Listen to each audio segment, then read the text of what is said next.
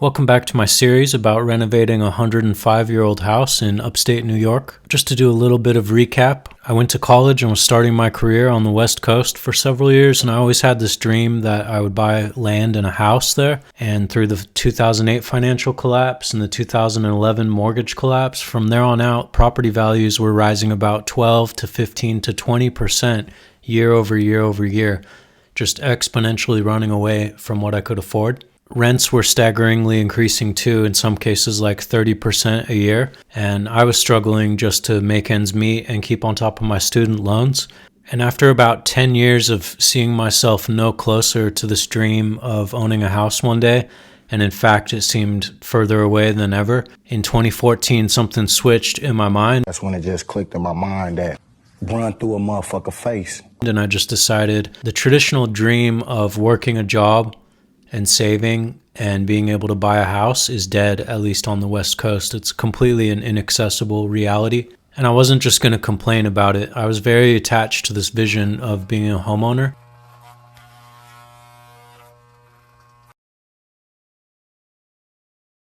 And I was convinced that real estate is the way to prosperity, not working a job. So in 2014, I dedicated myself to learning more about finances and money, how mortgages work, how interest rates work. My lifestyle, got rid of most of the things that I own, lived in a car for a long time to save money, and it was always with this mission of becoming a homeowner. I researched all the places in the country that I could potentially go and ended up deciding on upstate New York, where home values are about 1/5 the price as my hometown of Portland, Oregon, and the value proposition just was not there for me. I was not willing to take on multi-thousands of dollars a month mortgage for a starter level fixer-upper home where I could just simply move across the country and get a beautiful starter home for less than a studio apartment rent in Portland, Oregon. My focus on this channel isn't real estate and financial advice, but a lot of what you see me do on this channel when it comes to renovation and real estate is motivated with financial moves in mind and real estate investing in mind. So this has fully been a strategy from the beginning. I was looking for the best of the worst houses. If you buy the best house on the street, you don't have very much margin that you can improve it and increase equity on, because property values are mainly determined by the surrounding properties that are comparable right around whatever property you buy. So I was looking for a fixer-upper. I was looking with something where I could grow meat on those bones.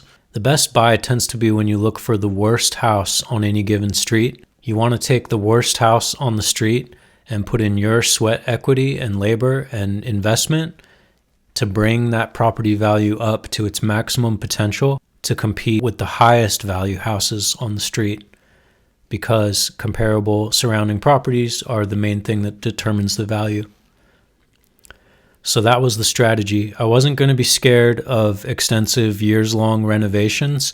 All I was trying to do was avoid something that needed a new roof, avoid something that needed all new plumbing, avoid something that needed all new electrical, and I didn't want to renovate to the extent of tearing a house down to the studs and starting from scratch with a new floor plan. But I was not going to be scared of patching walls, reinstalling doors, redoing trim and baseboards, and just generally doing all the painting, plastering, this kind of stuff. I was not going to be scared of that. This may not have been the house that I would have chosen in an ideal circumstance, but at this time in Syracuse, New York, there was all-time low housing inventory. Realtors all told me they had never seen anything like this. Houses were very quickly, once they were going on the market, getting multiple offers, which normally here houses would sit for a long time with no offers, whereas nicer houses were even receiving bidding wars, which was kind of unheard of at the time. And originally I was trying to get a multifamily house, and there just simply was not inventory. It didn't exist, and I wasn't willing to wait many more years for it to become available. So it was kind of settling, but I ended up on this single family house, and the strategy was to share it with a family member, and the tenant would, in their rent, would cover most of the mortgage.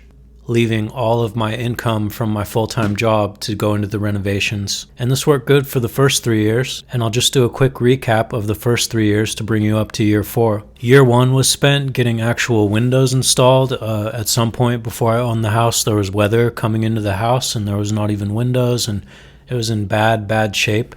When I bought it, they just had haphazardly thrown up some plexiglass in some of the windows, and the winter in Syracuse, New York gets pretty severe, so that's not really a solution. So right away, just tried to get it sealed up, get proper windows in, brought the kitchen up to a livable and functional standard. I mean, there was no fridge when I moved in. I was just setting my food out in the snow. I also hadn't noticed that they left the grounds entirely covered with trash.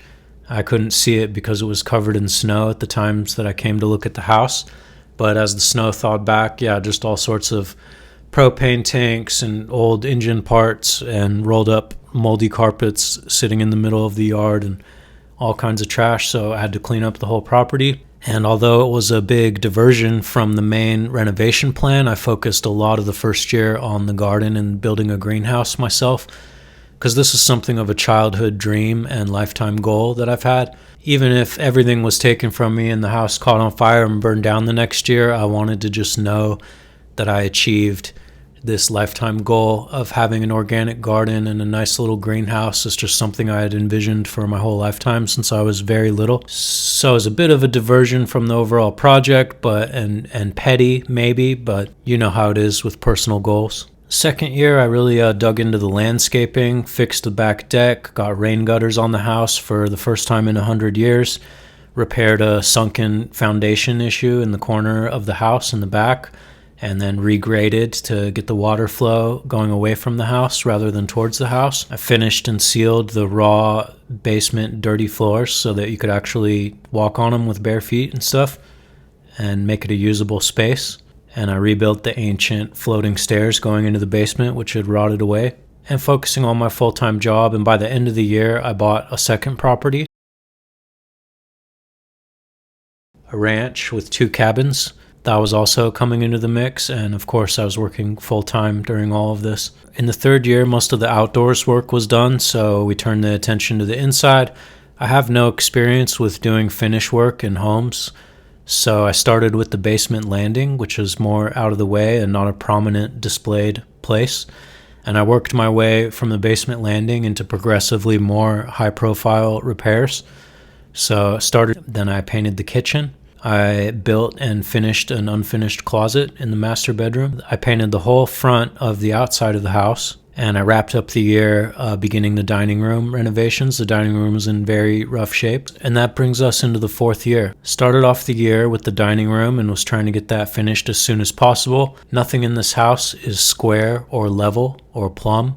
So every single cut and measurement amounts to a custom job with custom angles and templating finely fit pieces.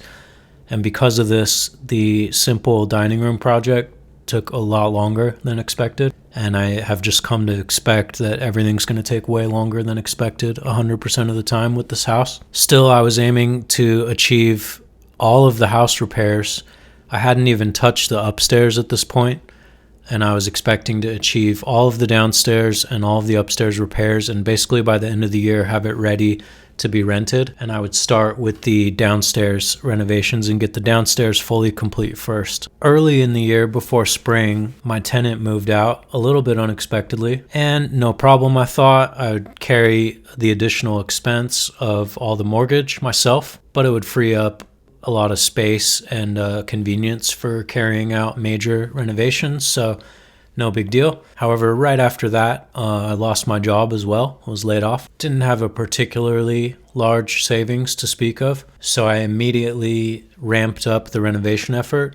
My primary strategy this year was going to be to get the house fully rented so that the mortgage would be off my back and I could get some income finally coming in from this house, which was the original intent all along. And I drew up a timeline by about late fall to have the entire house completed, and I took the renovation efforts into overdrive this year. With no job, I would just wake up and I'm not really exaggerating, just literally however much effort I could give in a day before I was too tired.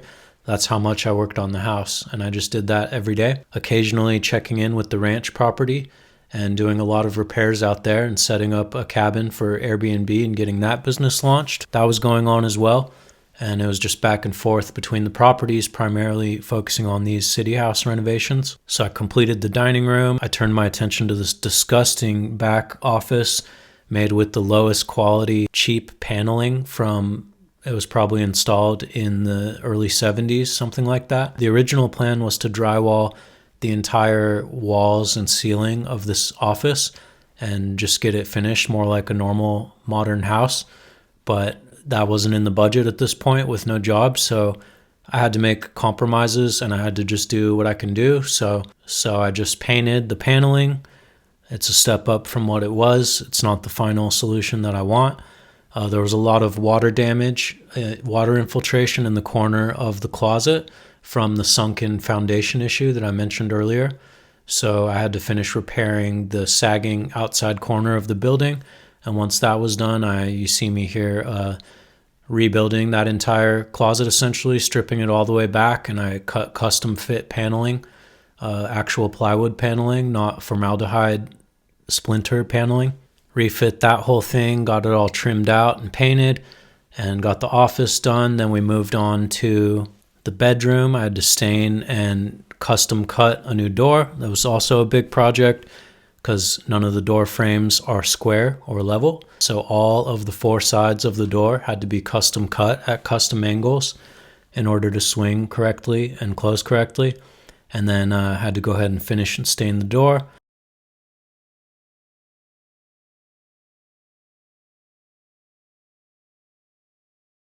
Take the shortest path possible to getting this unit rentable. I never have worked on a bathroom. I've never done plumbing before, never installed a toilet before. I've never installed flooring before. Because of improperly installed bath and shower situation, the shower had been leaking into the walls for several years.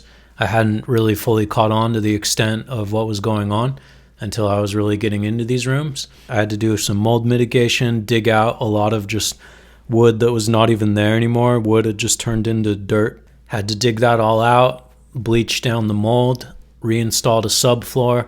There was multiple layers of tile that I had to hack out and pry out. Reinstalled the subfloor, put this flooring over it. Reinstalled the toilet, reinstalled the vanity, got that all buttoned up, reinstalled the lighting in the bathroom so that there was actually matching fixtures. Unhung both of the doors to the master bathroom. Painstakingly stripped 9 layers of paint off of the hardware that was making them look terrible. And these are 105-year-old doors, original, with original hardware. Had to custom cut them and reshape them so they could swing to clear the new bathroom floor that I put in.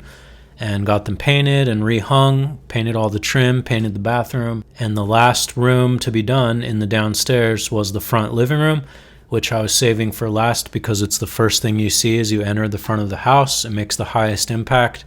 And so all of these other renovations for these first 3 years were practice leading up to this. Whether I was confident to do it or not, it was time to just tackle this front room, and had to refinish very drastic cracks and splitting throughout all the walls and ceilings of the front room. It was a really big job. It took weeks, and got that done. Replastered the whole ceiling, replastered, taped the walls, got the whole front room painted. And by this time, it was late September. I was hoping to already have the entire house done by about the end of October. And I was facing the fact at this time that I was out of budget. I couldn't keep spending money on these renovations. I would continually keep trying to talk myself into it. Like, there's a cheap way I can figure this out. Like, there's a way I can do this on a budget. I can make this happen. But the reality was, even the smallest project I would try to turn my attention to, the budget would just be too much. It's costing too much money when you have no income and no savings. And I had to face the fact that I was out of budget for repairs on this house. Throughout this whole time, I was looking for jobs every single day. Even during the craziest renovations here, I was still on my computer almost every day, applying to software developer jobs.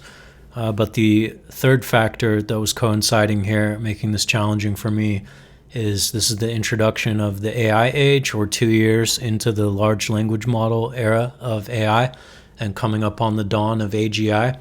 And I really believe this has made a drastic impact in the software development industry. I've never had this much trouble getting a job before. By the end of the year, I was at around 400 job applications sent. I had interviewed with 7 or 8 software development companies for different roles. Was unable to land any of the interviews, even after going multiple rounds of interviews. And the money was out to complete any more renovations on the upstairs. So I basically had to accept the fact that in order to survive, I was going to have to rent the downstairs of the house by itself and worry about the upstairs renovations later. And that essentially brings us to this day. I've just continued to apply for jobs. I've tried to do whatever I can to make my money last. And the house has been on the rental market now for about a month and a half. And I've been screening tenants, but as of yet, we don't have anyone in renting the downstairs yet. And I finished out the winter of this last year, mostly at the ranch. Snow removal is a constant upkeep chore there, and just general winter-related maintenance and things to do out there. And I've just focused on getting a job and the ranch property.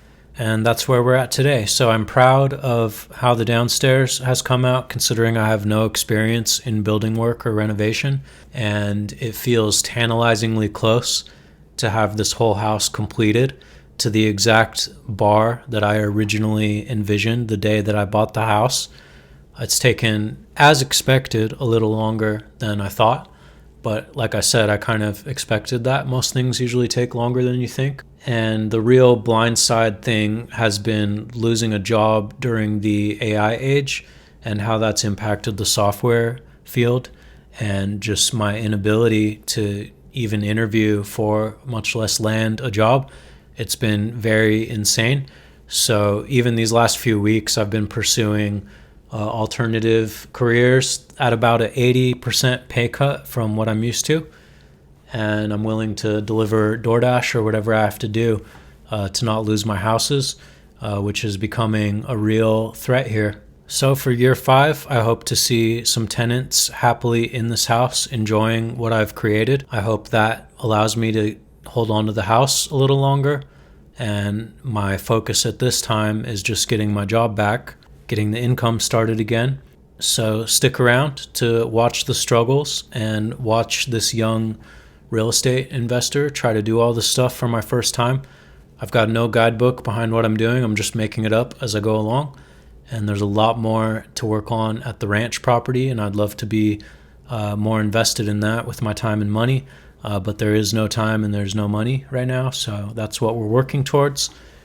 Thanks for watching what I've done so far. I appreciate all of you, and let me know if you have any questions or you liked watching this series. And we'll see you next year with the year 5 recap of the City House renovation.